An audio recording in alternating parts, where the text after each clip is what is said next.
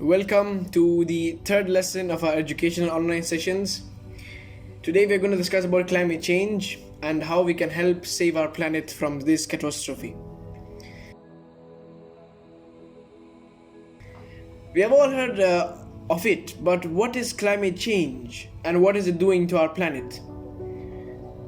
So, actually, what is climate change?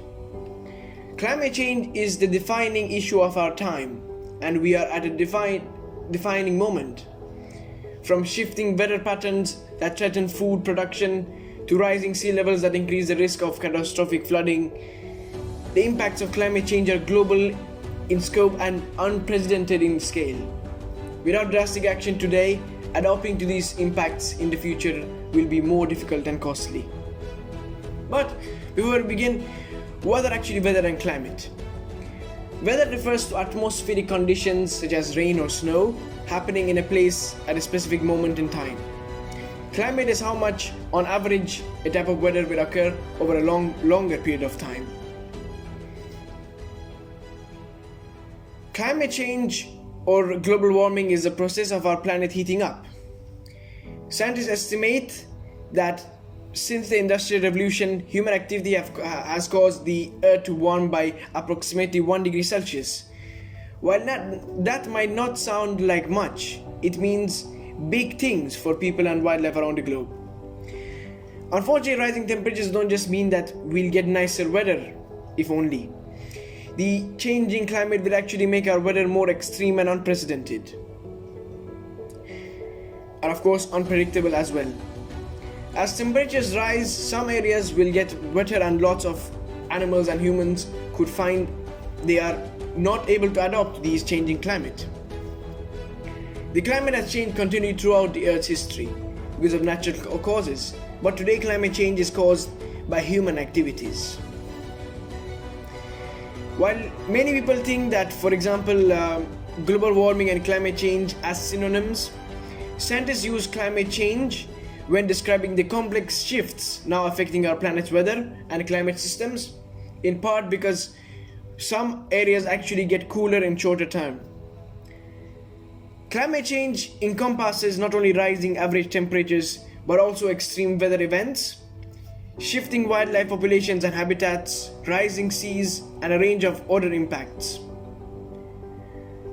All of those changes are emerging as humans continue to add heat-trapping greenhouse gases to the atmosphere, changing the rhythms of climate that all living things have come to rely on. But what are the causes and effects of climate change? The main driver of current climate change is the emission of greenhouse gases, most importantly carbon dioxide and methane. These are primarily released when fossil fuels are burned.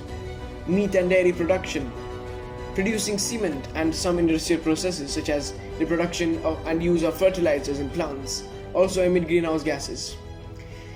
So the concept is in this way. Sunlight shines onto the Earth's surface, where the energy is absorbed and then radiated back into the atmosphere as heat.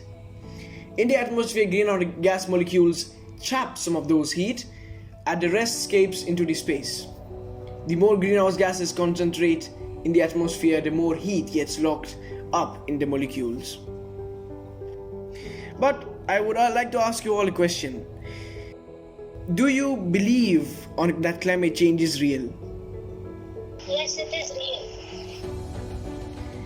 Have you seen any changes in it? Have you seen any changes in the daily weather? That, when we were children, Irfan, the summers were not so sweltering. Nowadays it's impossible to step out in the afternoons. Back home where I used to live, it is impossible to go out right now because of the pollution level. It's very difficult to breathe. There are more asthmatic patients.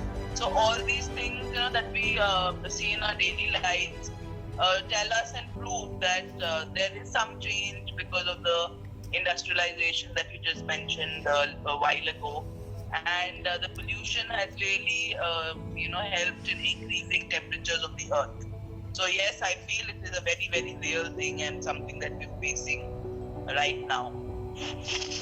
So what are the effects of climate change? Climate change does not have the same effect everywhere because, as we know, there are different latitudes, there are different heights. The planet is generally getting hotter, but some regions and seasons can at times be temporarily cooler. Some places will see drawn out seasons while others may experience concentrated bursts of extreme weather. Extreme weather events such as hurricanes, heat waves, drought, wildfires and floods are predicted to become more intense and frequent. When the world warms, ice melts. Arctic sea ice could disappear entirely in a warming world, and Greenland and Antarctica's ice sheet can be destabilized. This would result in large sections melting, which would add more liquid to the oceans. Ice also reflects the sun's energy, so without ice, more heat is absorbed by the oceans. Water expands as it warms. This is known as thermal expansion.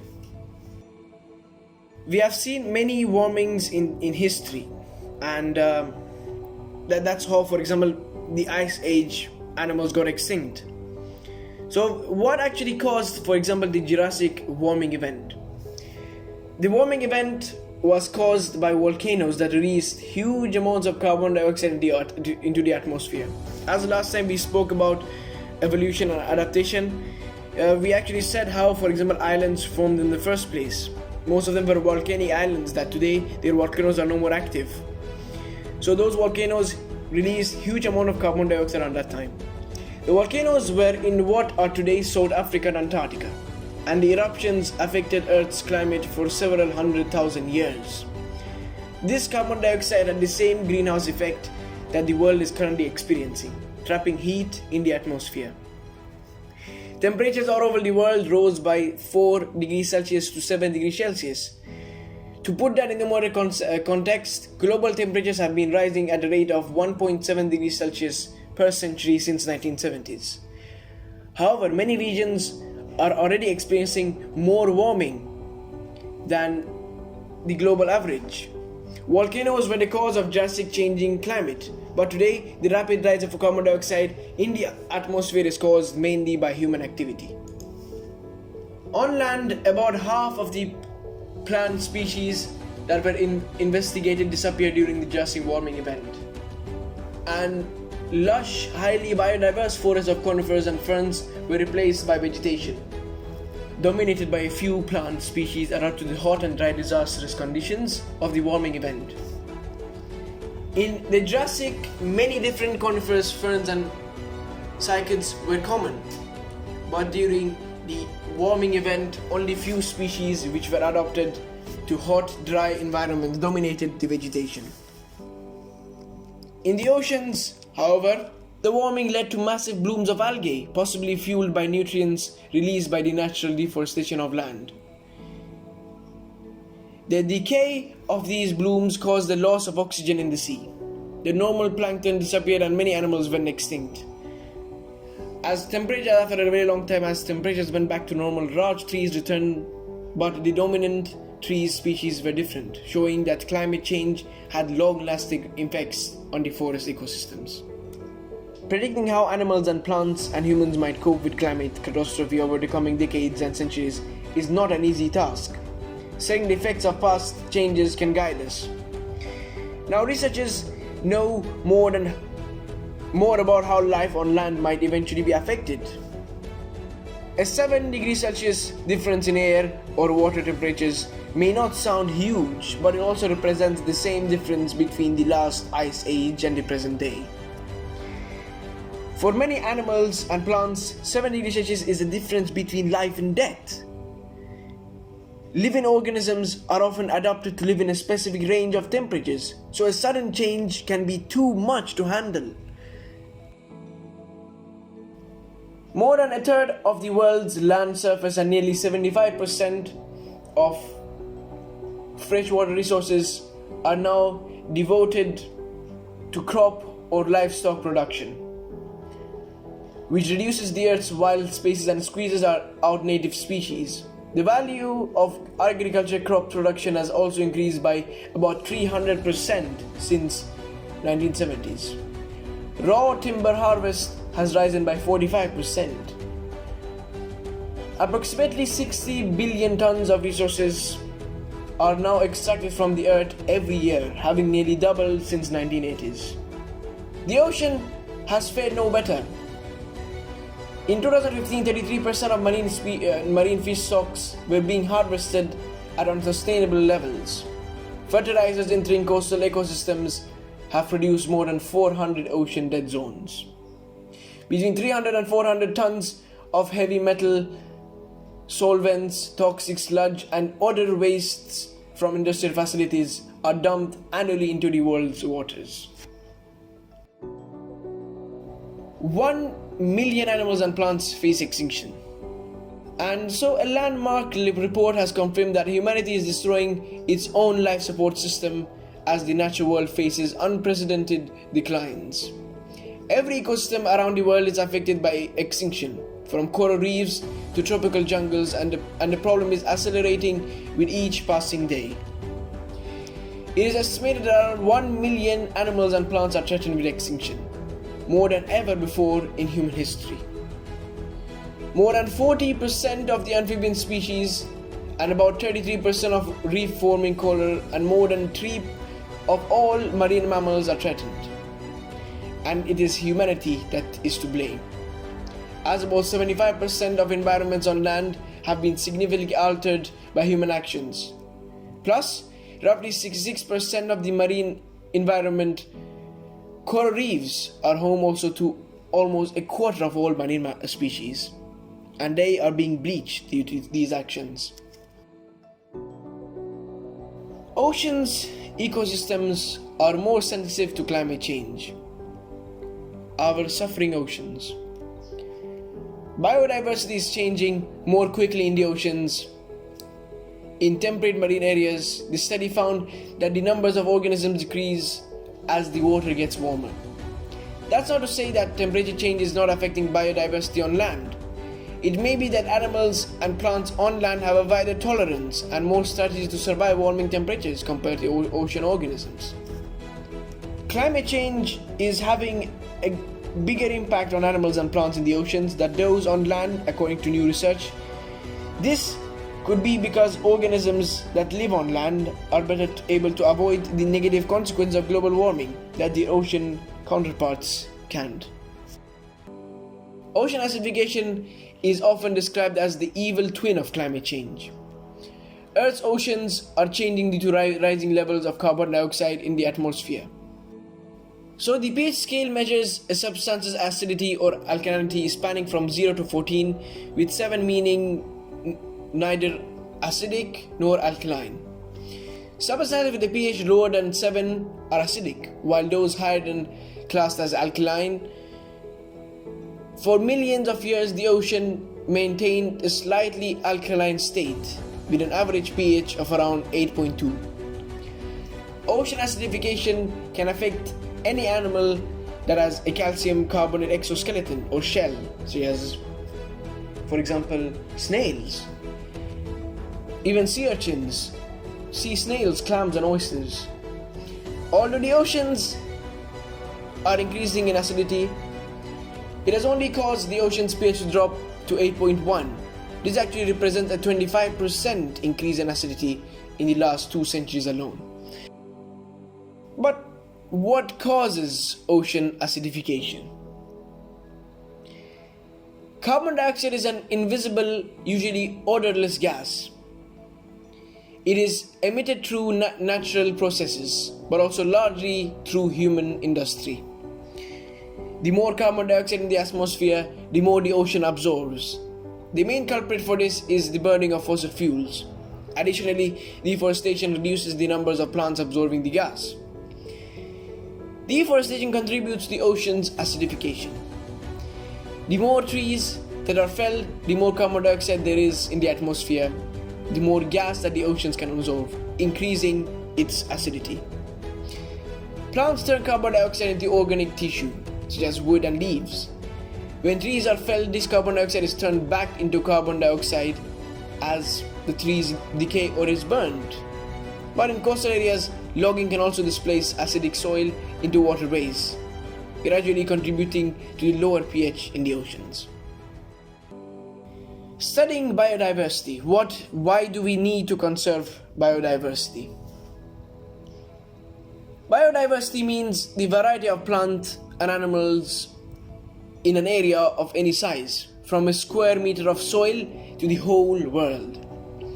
High biodiversity means a range of species is generally a good thing because it helps to keep ecosystems working effectively.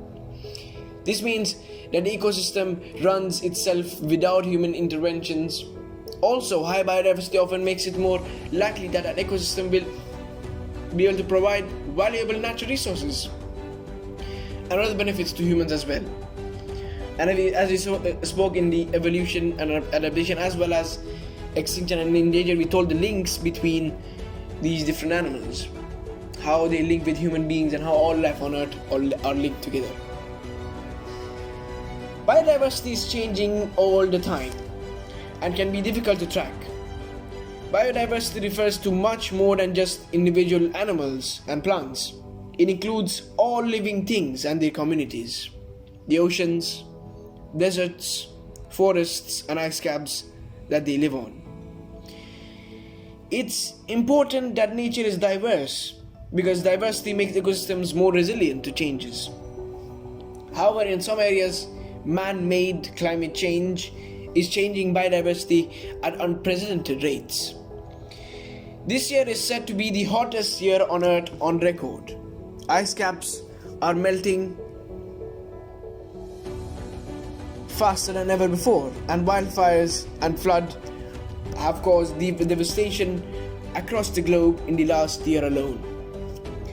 Species and ecosystems can be fragile, so even small changes in the temperature can have large consequences. Just a tiny increase can tip some animals and plants into extinction. But why do we need to conserve biodiversity?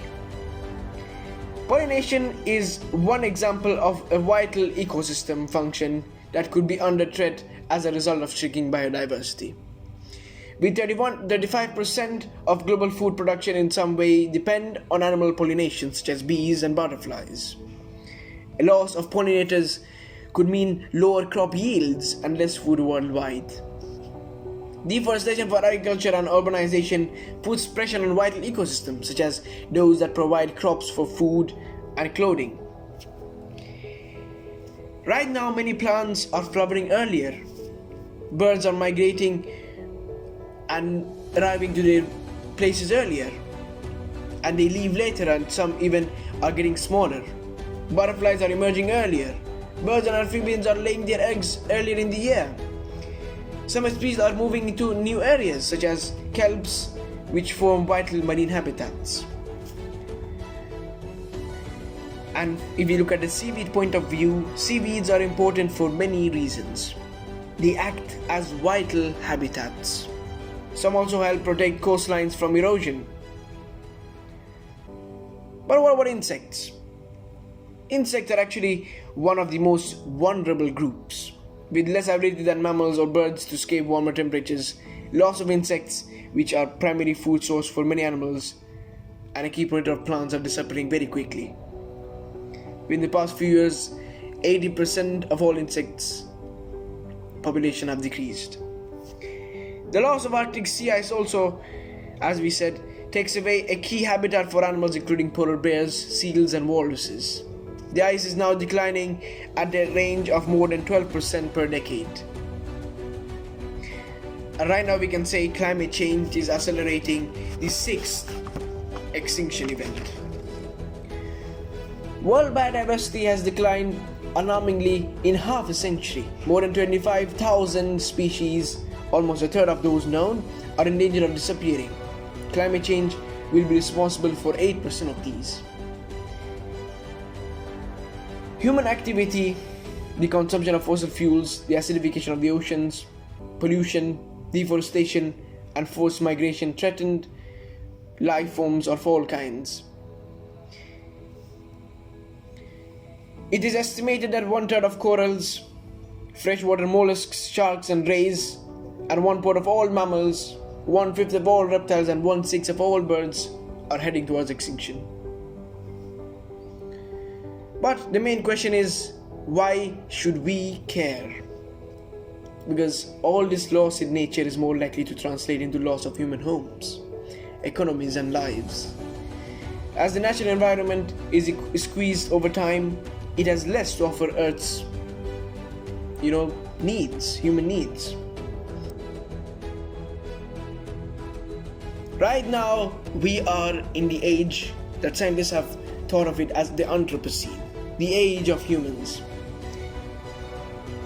We live in a unique era of global scale, changes caused by human activities. As a species, with Homo sapiens, humans stand out in our remarkable ability to alter environments to meet our needs. Our influences over ecosystems on Earth has led many to term this era the Anthropocene,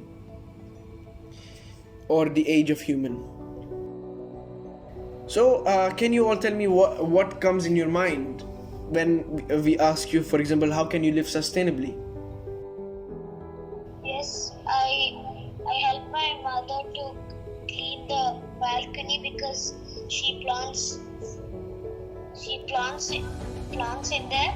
So it really grows fast. So whenever we need to change the soil, I always help.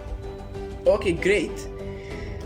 Yeah, that's one of the ways which you can help plants. Irfan, I'd like to share something here. Sure, ma'am. From our very childhood days, our parents have been telling us to conserve water. So instead of taking a shower, we always put water in the bucket and take a bath like that. Then we don't wash our cars. We just take a small bucket and then wipe our cars with the water so that water is safe. Of course, as teachers, we need to educate ourselves about all these things so that we can pass on the knowledge to our students. There is one, on the screen that you have shared. I do a lot of things just going through this. Say, for example, changing the long-lasting light bulbs, the CFL bulbs. So I have changed in my house, and then I shop wisely. I take a reusable bag, etc. So, ma'am, if for example, I would say that, what would you do? What do you think each and every single one of us is within our power to do in our daily lives to actually be able to, emit climate change a little bit, or at least we cannot stop it, but at least decrease the effects of it? Yeah, there are a few things that I have in my daily life, my routine. I do make a conscious effort. For example, I try not to use plastic. I try to avoid as much as I can. I carry a cloth bag or a jute bag when I go for groceries. And under dire circumstances, like when I go shopping, I tell them, please don't give me a bag. I already have a bag. When you go to the departmental store, they give you paper bags or plastic bags. So I avoid taking them so that there's less plastic consumption. Thank you, ma'am. It is actually very great to be able to, protect the planet by doing such small steps.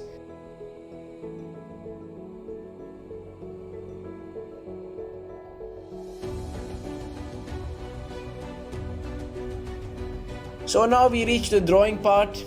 We actually have got two drawings today. The first one is a walrus.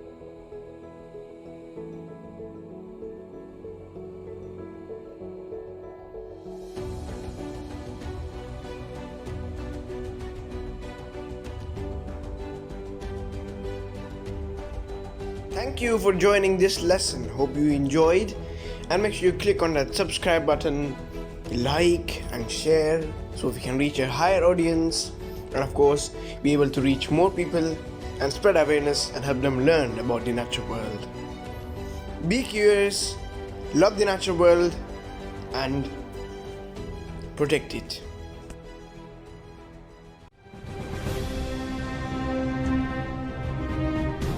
Thank you for watching this video. If you like it, please give us a like, comment, and also share. And don't forget to subscribe and hit on that bell icon so you can follow us through all our adventures and research.